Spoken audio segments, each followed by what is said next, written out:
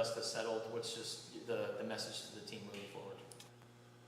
Well, I think there's a lot of them. The biggest thing being that there's so many details in that game, there's small things that are fixable that I think, we can address and attack aggressively, and we'd be feeling a lot better if we had just handled some of those details a little bit better. And so that was kind of to my point the other night where I said I need to coach this team better, because I do, and making sure that we get those things airtight before we take the field again. And what are those details? Everything from how we released on punt coverage to depths of routes to eye discipline, just like like I said, there's a lot. David? What went into your decision to punt Tyler Luke in that game? It was the operational time. He's just gets it off faster. And in terms of, you mentioned, obviously the special teams and some of the things you guys worked on. In terms of the punt and the blocking, the protections, using defensive linemen in that particular position, is that a philosophy? What goes into your philosophy there? Kind of in the past. So in the shield? Yeah. Yeah. So those are always big bodies when you're a shield, when you're not a traditional punt formation team. Those are always big bodies. So they're always offensive or defensive linemen, just because they take up more space, and you're hopefully kind of trying to build a wall in front of the punter. Jason and Brian? Something that you kind of noticed during camp, and we noticed during the first couple games, the velocity with the handoffs, they seem to be slower sometimes, and just the speed of the run game. Schematically, what is the reasoning behind that? Well, depending on what we're running, is it you want to give those blockers either if it's some sort of gap scheme where we're pulling offensive linemen, or some kind of zone scheme, you want to have it. If it's that gap scheme, you don't want the back to be ahead of the pullers, right? And so we're using obviously offensive linemen and tight ends in that scheme, or in fullbacks too sometimes. And then in the zone scheme, you normally want to have a chance for your down lineman to get some movement on the down lineman. So. Brian or Justin? I had asked you previously about improvement from game to game, and you had said between 1 and 2 and 2 and 3 is where you see the biggest. Why do you think maybe that hasn't happened at this point, and what can you do to make it so that it's 3 to 4 now? Well, yeah, I think that's the goal. I think the bye comes at a good time for us. I think it gives us a chance to hopefully get a little bit healthy and clean up some of the things that we did not do well the other night. And then the other part of that is that, I got to give Kansas State credit. They're a good football team. Is there an update on Ja'Cory and his situation? There's not. How frustrating is it for you to deal with this right now? I just feel bad for the young man. I really do. Jason? Before the season, I had asked you what you felt the identity of the team was. You said you wanted to wait a few games and see. Are you able to answer that at this point? What do you think the identity is? No, I think we're still finding it. I think, you saw, we've had moments of really good football, in all three phases, and then we've had moments of not great football. And so I think the consistency piece is really what we're trying to achieve. And, that's up to me and the rest of the coaching staff to continue to kind of take advantage of this time we have this week and next week to not only prepare for a very good Utah team on the road, but to also get our own stuff tightened up. I know you don't like to talk about injuries, but just because it happened on national TV and all that, is there any update on Malachi that you could give us? Yeah, he's been with the training staff, so it's going to take a little bit of time. David or Justin? Right, you mentioned the defense having their eyes in the right place. So what are some of the things that you want them to be seeing that right now they're not seeing? Well, depending on, when, whatever the call is, sometimes those things change with motion or, zone scheme, that type of stuff. And I would say that, the biggest culprit would be just getting our eyes in the backfield, which is sometimes a tendency of young players. And we can't, our eyes need to be on our work. It can't be in the backfield. Justin and Brian? Why do you think you guys have struggled to stop the run this year? That's a good question. I felt like we did a good job of that a couple weeks ago. Obviously last week was different. Quarterback run I think adds a different element, especially when the quarterback is as athletic as the kid we played last week. So I think that adds another component to it, and I think there's some things that we can do schematically that we're talking about in terms of giving us a better chance to be cleaner on that, and then I think technically there's some things that we can do that the guys playing can do to hopefully mitigate some of that. Brian and Damian in the back. Do you think the players, particularly the ones who returned and stuck around, have maybe felt like the pressure of expectations in these first few games, and that maybe could a loss possibly look at an opportunity to just move forward and not worry about the expectations? Yeah, I would say that's definitely possible. I think that's hard for anyone to handle, a ton of praise or a ton of negativity, but both can be dangerous for young people, and there's nothing in, that stuff doesn't ever get shut off for them because it all comes directly to their phone. I think I've said it to y'all, I used to say it a lot in my last job, just back in the day when we played, like it might be in the newspaper, but like your college friends don't read the newspaper. So they weren't going to give you a hard time about dropping a pass or missing a tackle.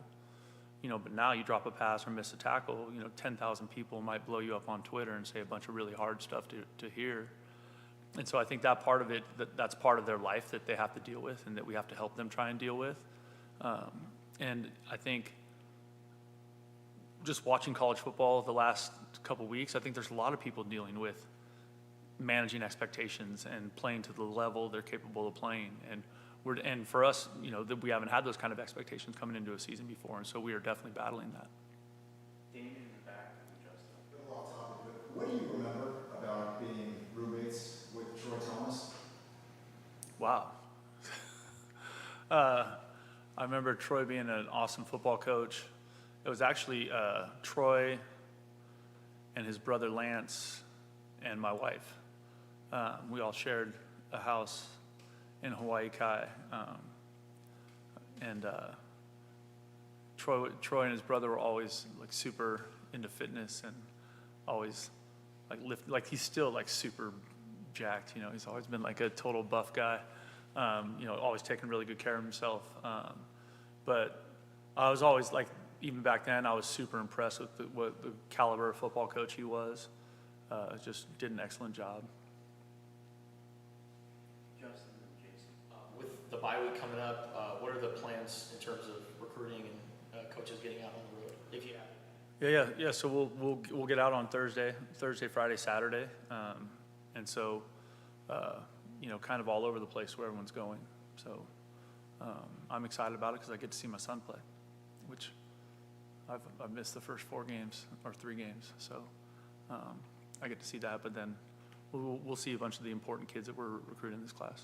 And then how do you guys go about strategy with the class, just in terms of areas that you're recruiting, programs that you're targeting, portal, all that? How do you approach 25? That's a multi-layered question, I would say. Okay, so the portal thing is a little bit unknown because you don't know what that's going to look like in terms of your current roster either, Sure. right? So and then players aren't in the portal, right now. You know what I mean? Yeah. Like the players that are in the portal that are good are playing college football for somebody, right? So we'll see what that looks like when that opens up in December, right? And for us, I think I think we're always going to be a developmental program here, so we're going to be first and foremost high school kids. I think that's how we build sustainable teams, and develop those players over time. The portal players I see is kind of like the way that we've recruited junior college players over time, where you need an instant fix or somebody that you recruited isn't quite ready and you need somebody to play this year. And so that's how we'll look at the portal players. And it has like regions, like Texas, California, places that you're going. Yeah. So I mean, just nationally, Texas, California, Florida have the most Division I players in the country every year. You have high concentrations of Division I players in the state of Arizona and the state of Hawaii, state of Utah. So a lot of stuff that proximity-wise, and then also where we play. I think that is where we're targeted. We're obviously heavily involved in Texas and California right now. involved in Hawaii, we're involved in Utah, we're involved obviously in Arizona for more than any, first and foremost, so. Jason and Brian. How do you go about fixing penalties? Like, how do you approach that with the team? I think, like, I know I mentioned this the first week. To me, I draw a line between the stuff that's fixable, false start, offsides, like pre-snap, right? Formation, like those are things that are absolutely in our control. A holding penalty, you know, Rhino's a good young player. He's fighting his tail off. He's going against a 6-year guy who's a good dude. He's a good player. You know what I mean? So like some of those penalties, you know, we'll hammer technique, we'll hammer fit in our hands inside, understanding if that guy gets outside our frame, we got to let him go, that type of stuff. Those ones, I think, you know, the ones that happen in the football game, you're trying like hell to avoid. But the ones that you can eliminate are the ones that are pre-snap or after the whistle, which are catastrophic to me, which we've done a good job of that. Brian and David. What's the practice schedule like this week? Did you take Saturday, Sunday off, and then what's going on from here? Yeah, the players were off Saturday and Sunday. Today we met with them and then had a run, and now they're lifting, and then we'll practice Tuesday, Wednesday, Thursday, and then we'll be back Sunday. And then we go recruiting. David. Brent, when you reviewed the punt return play, did you believe that the play on Genesis was a foul? And do you send things to the conference for review in that aspect? We send any plays that happen in the course of a game, you know, we talk about, or we talk about as a staff, and then we send to the conference, which is fine. I mean, I think officials have one of the hardest jobs in the world. They have to see all that stuff in real time, and, you know, like, and everyone's always on their butt about, you know, good calls, bad calls. If you're an Arizona fan, you're pissed off. If you're a Kansas State fan, you're happy. And you know what I mean? So, like, they got a tough job to do also. Justin. A lot of fans could have an emotional reaction after a loss like that, but what leaves you with optimism that your team can turn this around and have the season that people expect you guys to have?